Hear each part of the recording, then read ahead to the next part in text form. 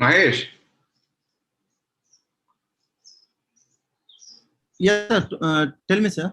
Yep, sir. There's nobody, so should we just drop it or what? Sir, yeah, sir, 13 of them is there, sir, already. Current viewers. Oh, sorry. I don't see anybody on Zoom.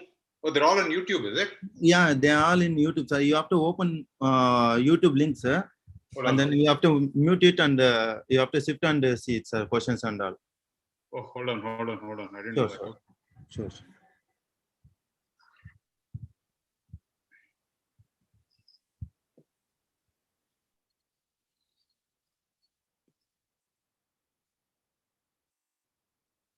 All in YouTube, sir. You have to open YouTube link, sir.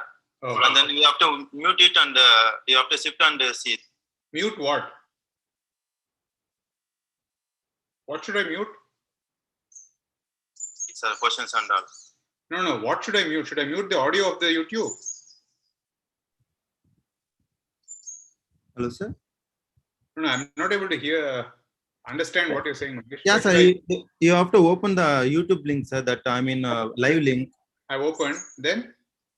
Just to mute it, sir, because there will be 10 to 15 seconds delay will be there. That's why we have to mute. Okay. The audio of the YouTube should be disabled. Okay. Then what? Yeah, sir. That's it, sir. There will be chat will be there, sir, in the YouTube. There will be question will be coming. You have to shift over there and just see the questions and you have to answer. Okay. Sure, sir. And how do I communicate with those people? I can't communicate with those people only through the chat window, right? Only chat windows. Only one way through, one way only, sir. There's no two ways. Okay. Yes. Okay. We will arrange the next time's 2 ways conversation because in WebEx or Zoom itself, sir. Okay. Yeah. So, but on IITM live streaming, I mean on the YouTube link, I don't see myself. Is that okay?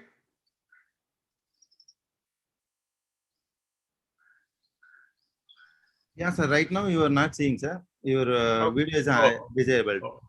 Okay. Hold on. Yeah. Yep, sir. Now it's okay, sir. Okay. Great. Thank you. Thanks.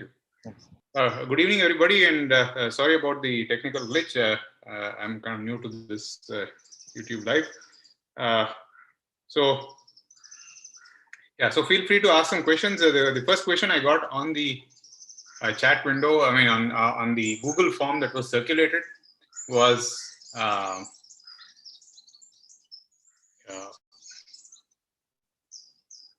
will the exam have the same pattern as the tutorial? I mean, as the problem set? And the answer is yes.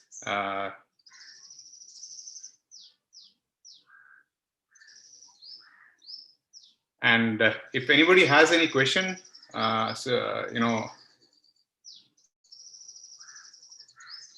please feel free to add in the chat window.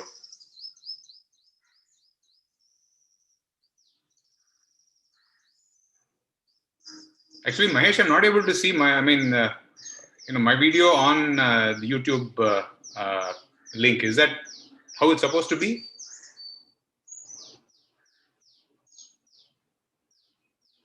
Sir, your video is visible only, sir, right now.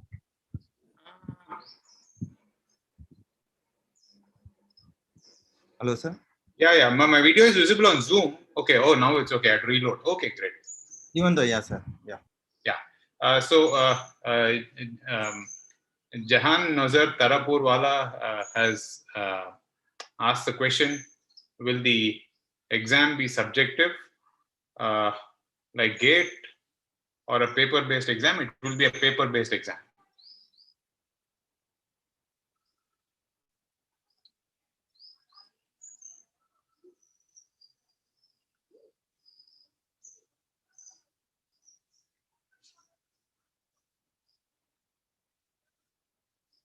Okay, yeah. So looks like there's a lot of lag from my video to what happens on YouTube.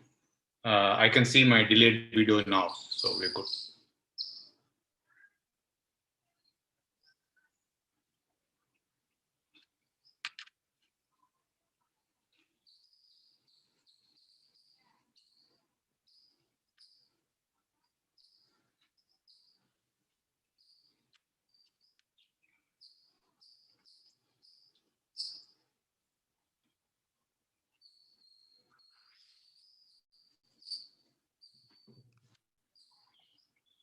chat. If you have any technical questions, feel free to also ask in your in the chat window.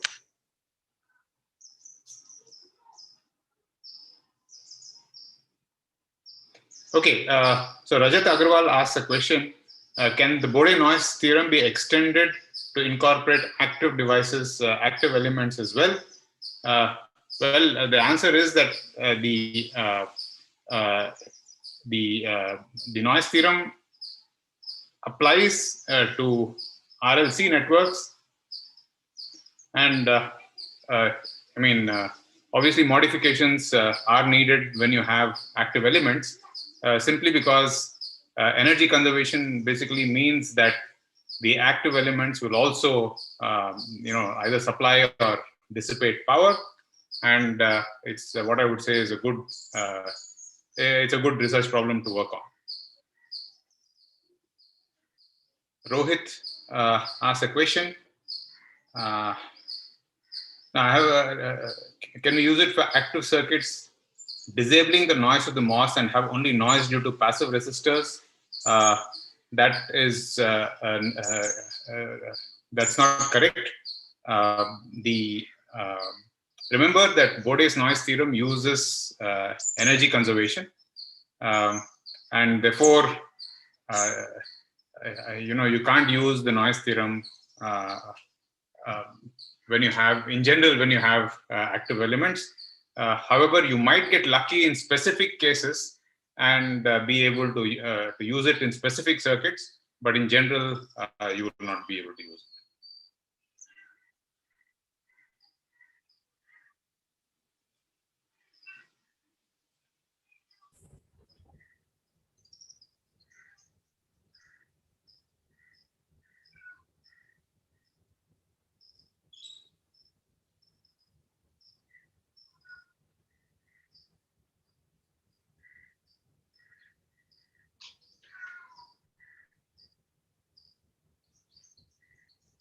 Another question that came up in the discussion forum was the following. The the MNA formulation is very algorithmic, right? So as we've seen in class, once you have an element, you can just replace each element with its MNA stamp, and you get the MNA matrix. So the question was, if this is so algorithmic, right? I mean, there's obviously no within quotes trick here. It basically, if you can describe it to a computer would be able to implement this right away. And that's obviously what's done in the simulators. So I'm not aware of any open source tools that allow you to directly write the MNA matrix from the network, though they might be. But the more important question that the student was kind of referring to is if you can get a computer to do it, why do we bother studying this modified nodal analysis method at all? I mean, why is it important to know? The reason why I find MNA useful is not the fact that you can write the matrices and solve it, which a computer can and does all the time. The important thing is that it allows you to see the notion of reciprocity and interreciprocity in a completely new and straightforward fashion, as opposed to the conventional way of a kind of if you see, when you have only bilateral elements, right? You use Tilligan's theorem, and then you can see that a passive network, for instance, is when a network made with bilateral elements, for instance, R cells and Cs, is reciprocal. However, the moment you add controlled sources, if you've seen the discussion in the lectures, it's very apparent that it's not a straightforward way of it doesn't come out right away. It almost seems as if you knew the answer before and then came up with the replacement rules for each of those controlled sources, right? But the moment you go to an M&A formulation, then look at the what do you call? You look at, for instance, let me share my screen.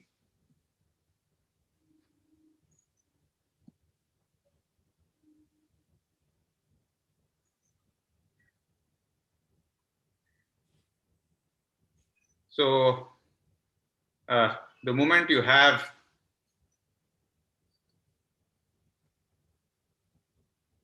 a network with controlled sources,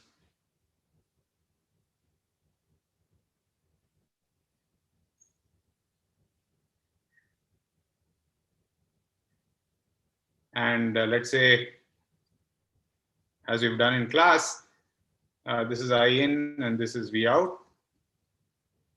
And as we saw, if you write the M&A equations as G times the node voltage vector times that V contains all the auxiliary variables also is equal to I in, and therefore the unknown vector V is nothing but G inverse times this is I in with, this is grounded and this is 1, and therefore I in followed by all zeros. This is what we've done in class, right? And so from this we found that the interreciprocal network is one where the transpose, the network has an M&A matrix which is the transpose of that of the original matrix, right? And so therefore, in one shot, without having to double guess or without having to use Telegun's theorem or all that, it, at least in my opinion, it seems like a more straightforward way of viewing, where this interreciprocal network comes from, right? And what it means. Okay, so that was. That's one use of interreciprocity. The use of learning the M&A formulation. And the reason why I taught it in a course which talks about time-varying networks is the following. We've already started the material on time-varying networks. And, this week or the next, you will start to see, reciprocity. And, eventually you'll start to see reciprocity and interreciprocity in time-varying networks, and there again the M&A formulation becomes very easy, something which is makes the whole thing look very easy and relatable to time-invariant networks. So that was the reason why we talked about the M&A formulation. It's of course numerically, very useful, but it's also a nice theoretical. It's a nice way of establishing theoretical results which like interreciprocity, both for time invariant and time varying networks. So Jahan Tarapur Wala basically has an interesting question, and I think it was also raised in the discussion forum.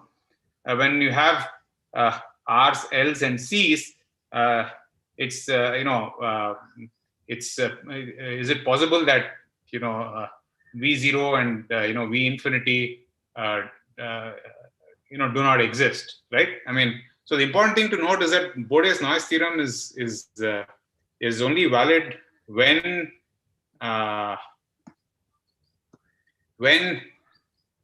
those integrals exist, actually, right? So for example, here is, let me show you some examples of networks where the integral doesn't exist. Let's say you simply had a resistor R, right? And you want to find the integrated noise at the across these two terminals. That's clearly a case where the integral does not exist, right? And sure enough, the integral from 0 to infinity is infinite, and therefore that doesn't exist. Of course, we don't have to worry about it in practice, because any what do you call, any practical impedance will also have a small shunt capacitance, let me call this Cx, between the terminals, and therefore the integral will actually be finite. But in principle, you cannot have, so the Bode's noise theorem, that 1 by C infinity, right, minus 1 by, what do you call, C0, right, KT times this is only valid, and when those integrals exist.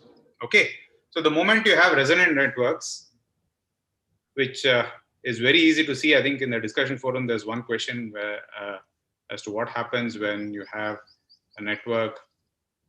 This was R1 C1, and you have L2 C2, and what happens when you have a network like this. Clearly it seems as if the answer, I mean, this guy here is not doing anything, right? I mean, that part of the network is not doing anything. So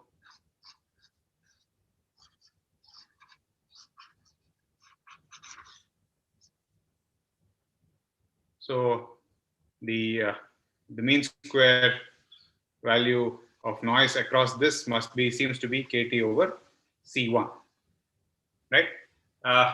But and when you apply an input current impulse, let's see what happens. This is delta of T. The capacitance in the beginning, all the current will flow through both C2 and C1. So E0 is basically KT over C1. E0 is 1 over 2 C1 and plus 1 over 2 C2. E infinity, right? As you can see, in this particular case, C1 completely gets discharged, right? But C2 and L2 are exchanging energy, and so the energy that's there, that's remaining in the network at T equal to infinity, is basically it's very clearly 1 over 2 C2, simply because the energy across that's stored on C2 is simply stored; it's not lost anywhere. So, according to Bode's noise theorem, or rather the equivalent that we derived in class, it's basically 2 KT times E0 minus E infinity, which is basically by 1 Coulomb square, which is basically KT over C1, right? So again, see, the important thing to note is that the integrals must exist, right?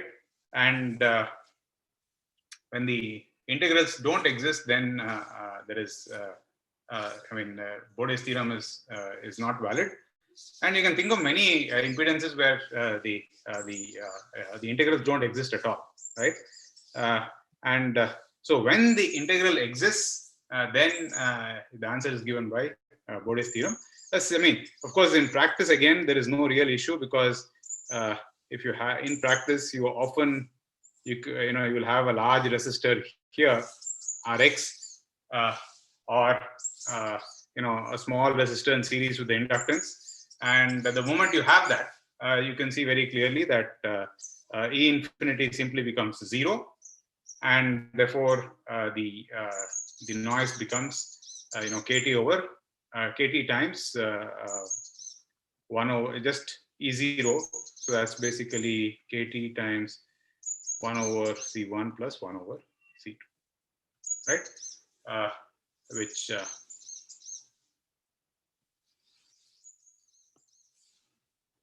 all right. So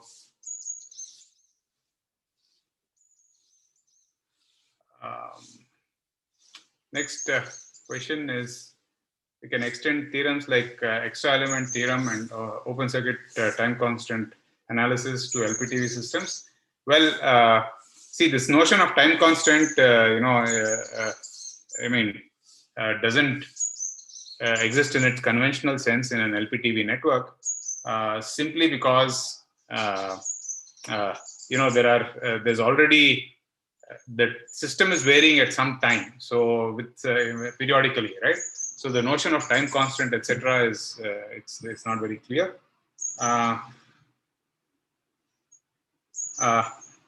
The next question. The next question is, can you provide any solved example for finding the input referred noise through the M&A method?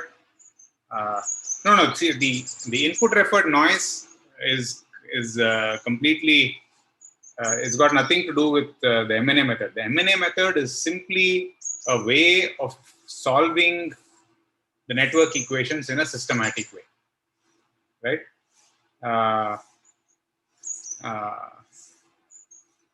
Okay, and input referred noise, it remains the same regardless of what you use, how you calculate it. Okay, and as we discussed in the course, the input referred noise of any network can be represented by both a voltage source and a current source.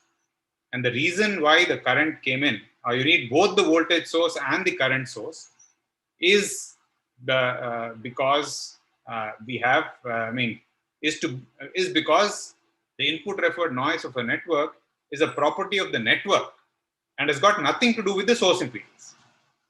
All right. So this is I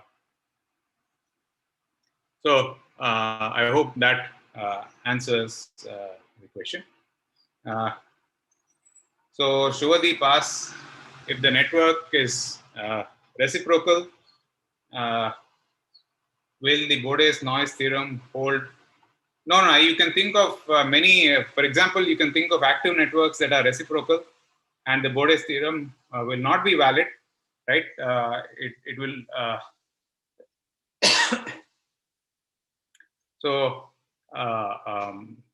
what do you call? Reciprocity does not mean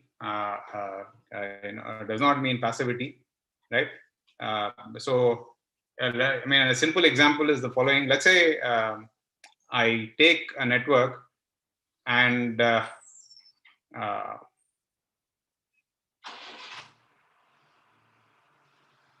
on a second.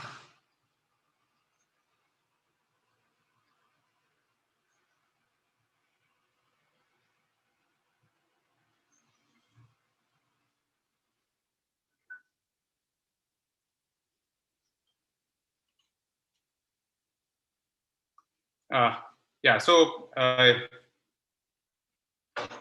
let me rephrase. Let me rephrase the question. Reread the question. The network is reciprocal. Will the Bode's noise theorem hold for such network unconditionally? I didn't quite follow. By unconditionally, I meant it will not depend on the fact that whether does it contain active devices or not. No, I think. See, it's very easy to check whether a certain network will obey Bode's noise theorem or not. If you remember the steps we went through to derive the theorem, if all the steps that we go through are valid, right, for a given network, then obviously the end result holds. Okay. So, what do you call? You can think of. You can easily think of networks where the Bode's noise theorem is not valid, even though the network is reciprocal, right? And here is an example. Let's say I take a network. Let me try to share my screen with you again.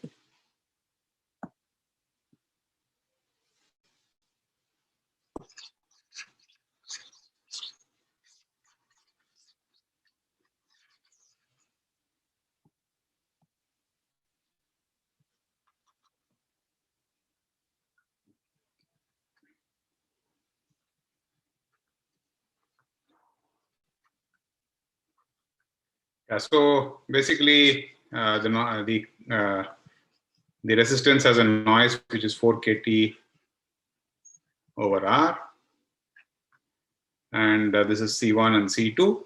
Now I can easily replace this resistor with using a control source by making it minus R.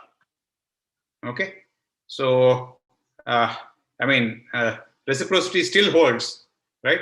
But clearly, the mean square noise of the output is going to be, in fact, this network is going to be unstable, and the mean square noise is going to go up to infinity, right? So this is an example where you still have reciprocity between the what do you call uh, the noise source and the output, but clearly the Bode's noise theorem is not valid. So we will be the next thing.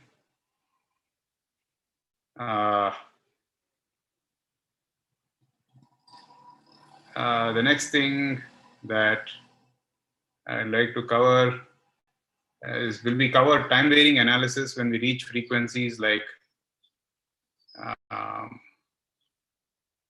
terahertz. Well, this course is, has got nothing to do with the gigahertz or terahertz. I mean, basically, it just is needed. I mean, it gives you tools or techniques needed to understand systems that whose properties are varying with time and they're linear, right? So if the network is operating at terahertz, then if you have the correct models for your devices and for your circuit elements, then all the theories that are presented here will still work. Any good book for the subject that you would recommend?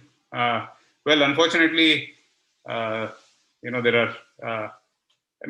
For basic noise analysis, I would. There are many standard textbooks on to understand noise analysis and noise calculations. Any standard book on circuit design, like Behzad Razavi's textbook on analog electronics, or Johns and Martin, or Gray and Meyer, all these are standard textbooks that deal, and you'll have chapters there that deal with noise and noise calculations. The material on time varying networks, unfortunately, is only there in papers here and there. I'm not sure. I mean, I'm not aware of any textbook which basically talks about this.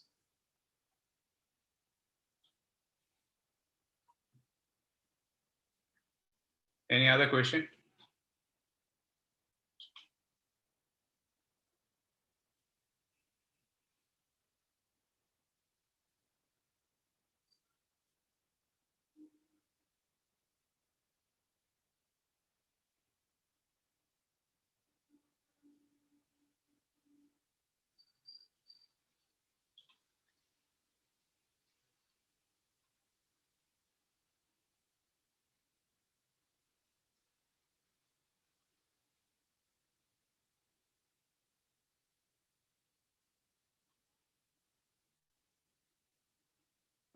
So the next question is, when you solve the capacitor and inductor circuit,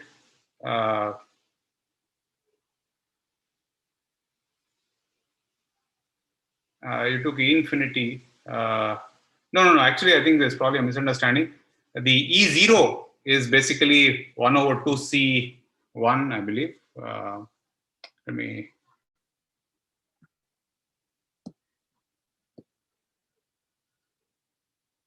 Yeah, so let me get back to the LC example.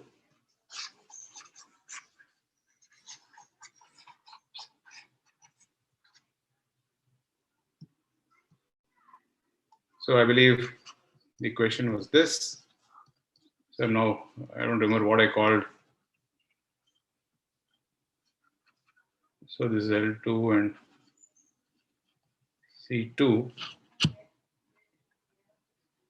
Let's say there's an Rx, a large Rx there, and as you can see, E0 is nothing but 1 over 2C1 plus 1 over 2C2. E infinity equals 0. Okay, and therefore the mean square noise is basically KT times 1 over C1 plus 1 over C2.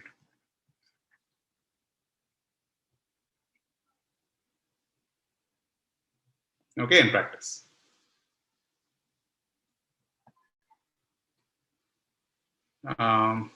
Reciprocity hold true for coupled elements like inductors. That's correct. That, let me get rid of. Okay, so Jahan asks whether reciprocity holds for coupled elements, mutually coupled inductors. The answer is yes. Sri Bhushan asks a follow-up question on the single resistor network. No. See, the network where I had the negative resistor, actually, even putting a capacitor at the output basically will not help. In reality, but for networks with RL and C, right, you will almost always find that in practice, apart from loss in the elements, you'll always find that there is a parasitic capacitance across the measurement port, and that's what's going to make the integral converge. How does the variance of a sampled voltage noise change if the sampling function is changed from a Dirac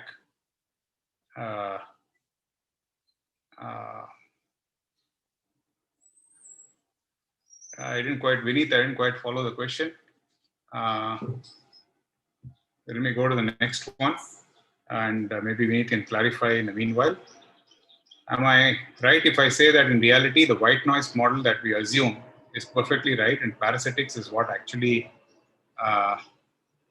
limit the power that we can extract from the resistor? Actually, you're at least for the frequency ranges we deal with, this is perfectly fine. But the white noise model is not really correct because it says that in principle, if there were no parasitics, the integrated squared noise voltage across the terminals of a resistor is infinite. But in reality, that integral, that it has to be finite. But for our purposes, this, I think this noise spectral density being flat is good enough up to several terahertz. So I think we are okay with our assumption of the resistor noise being flat for all frequencies. And yeah, you're right. It's parasitic capacitances and inductors that make the result in an integral that converges.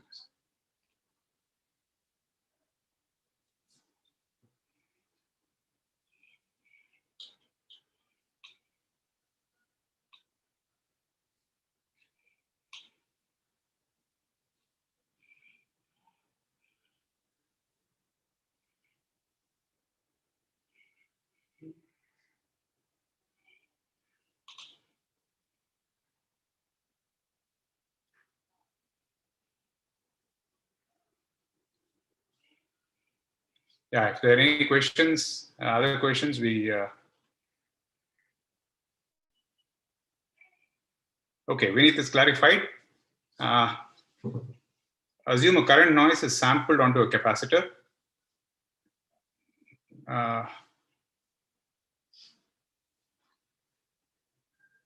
If the rather than the noise being let onto the capacitor for a very short while, if you change the window with which it's put, yeah, indeed. I mean, in fact, you will learn to do those calculations, by the end of the course. So yeah, sure, you're right. I mean, if you sample over a wider window, that intuitively should have some effect on the noise, and it will.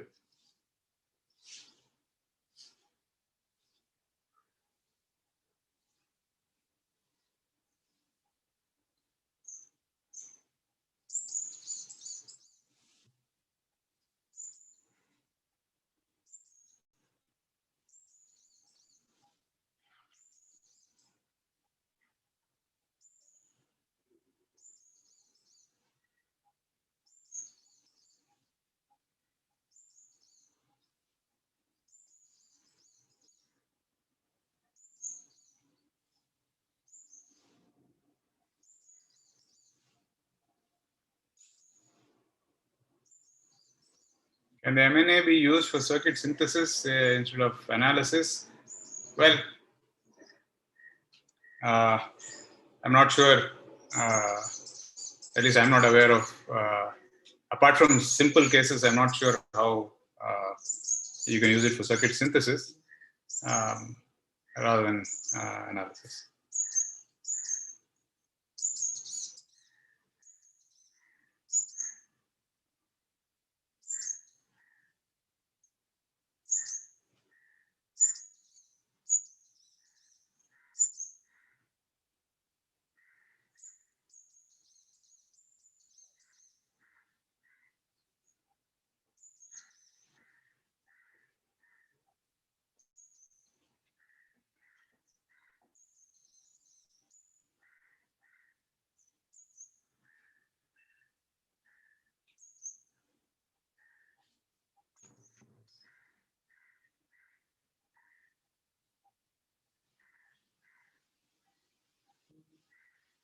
So with the understanding from the course, what practical issues are we able to solve as engineers? So if you are involved in work like mixed signal IC design or RF,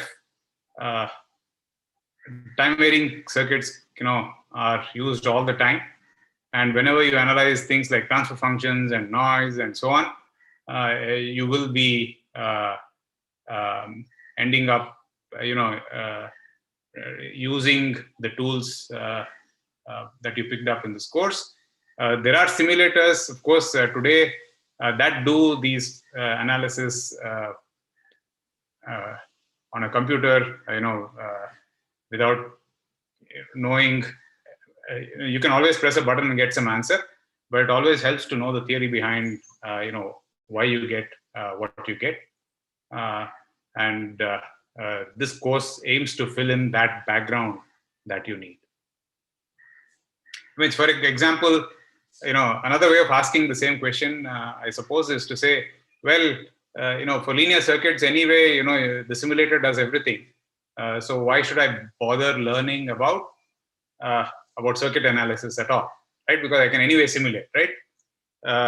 But learning how the analysis works gives you insight into how circuits operate.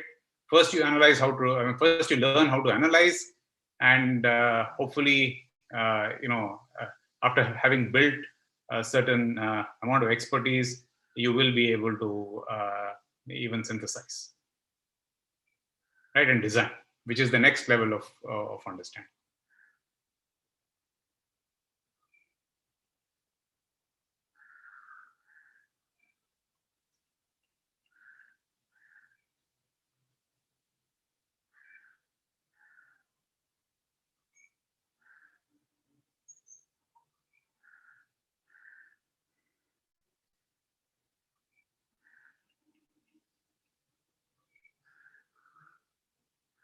Can you please explain the physical interpretation of the two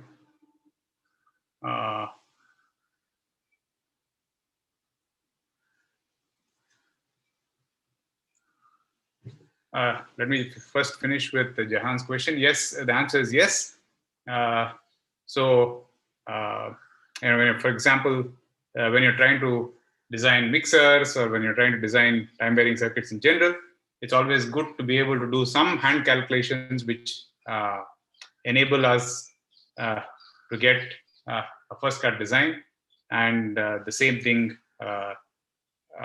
And then you use a simulator to fine tune the design and check its performance over process corners and so on. And the same thing happens, just like how you use linear circuit theory to do some first cut analysis and design of op amps, for instance. It's the same thing with the time varying network. The next question is, how do you explain the physical interpretation of two forms, x convolved with h convolved with x for LTI systems? Well, there's nothing particularly, what do you call, deep here, right? So, I mean, when you convolve x with h, x could be thought of as the input and h the impulse response. If you flip the order, you can think of h of t as being the input and x of t being the impulse response. That's all. I mean, there's really, unless I misunderstood the question, I don't think there's anything particularly, deep about interchanging the order of the signals that are being convolved.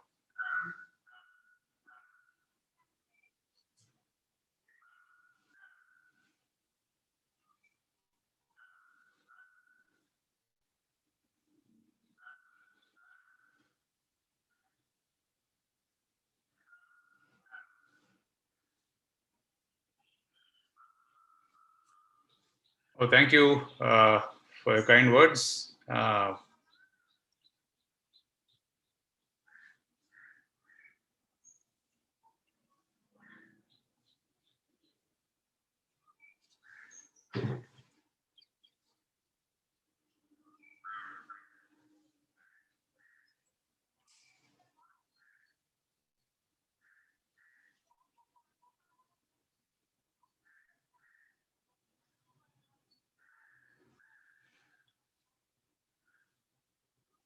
Can we, and Gopi Krishna asked a question, can you interchange the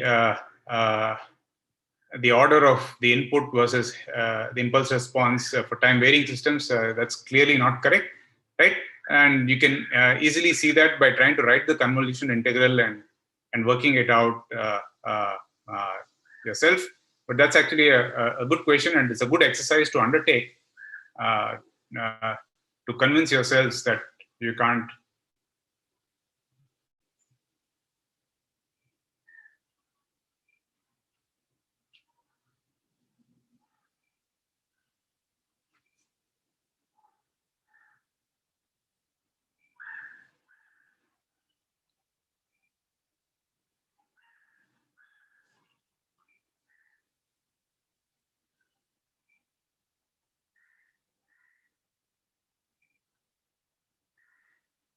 Rajat has a question.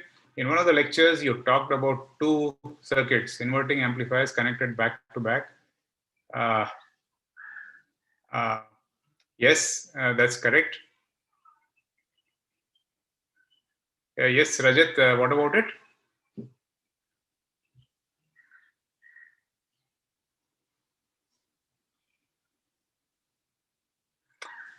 And while Rajat clarifies his question, Jahan asks another question. Can power supply noise in circuits be also modeled in our analysis by referring it to the input?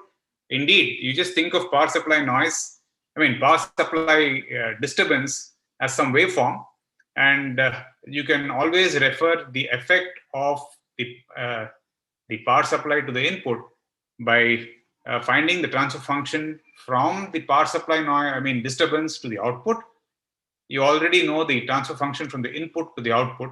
So dividing one by the other, you'll be able to find the input referred noise due to input referred equivalent due to a disturbance on the pass supply. Okay. Rajat has. Oh, the question is that during the one of our M&A discussions, we said that, well, if you have a circuit with multiple ideal op amps, the key point is ideal op amps, and there we saw that you can kind of break the connection between the output of, let me kind of illustrate that with an example.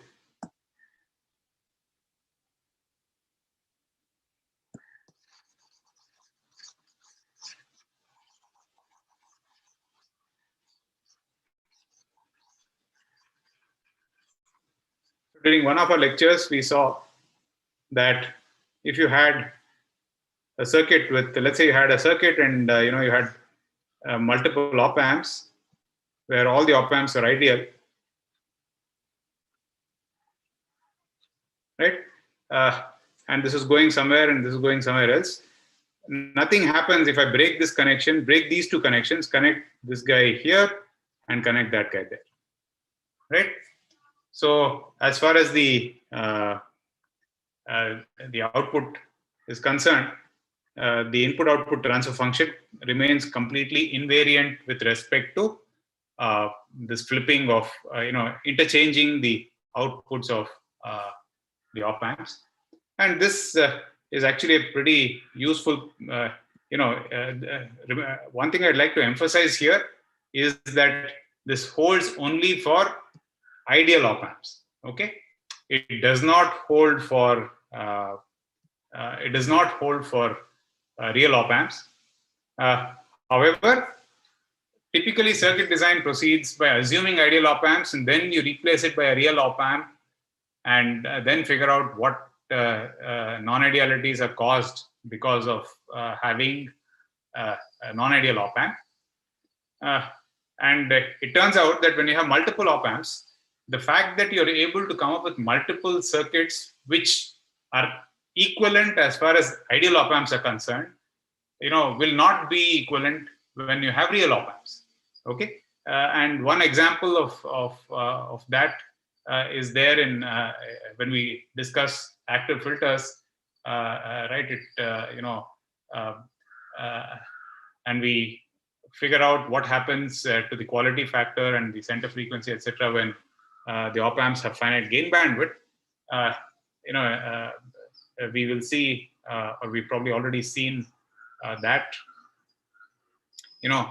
by interchanging op amps, you can get, a different circuit which is better than the original one when non-idealities are concerned, right?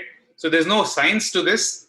It's people just basically played around with topologies and then found that one topology is much better than the other when the op amp is non-ideal, even though both of them are exactly identical when the op amp is ideal. All right.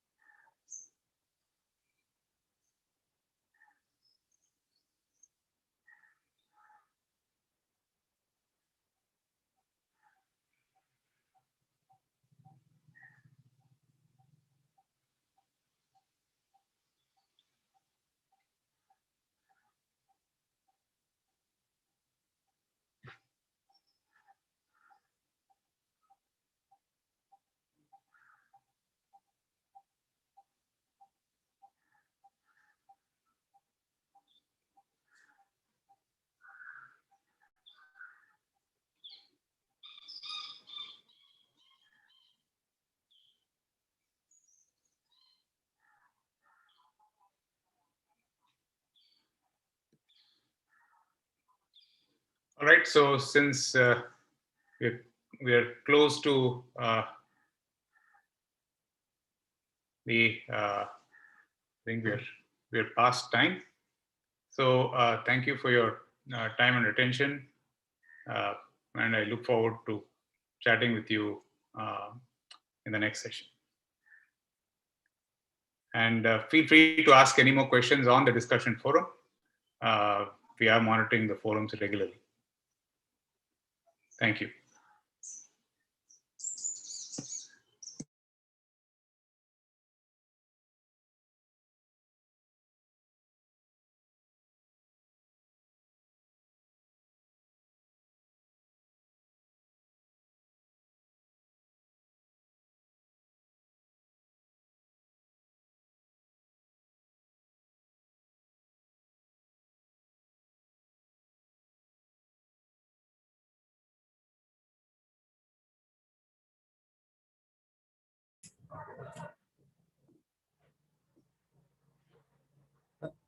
Sir, session is over, sir.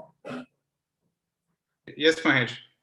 Okay, sir. Can I stop the live session? Yeah, you can stop. Thank you, sir.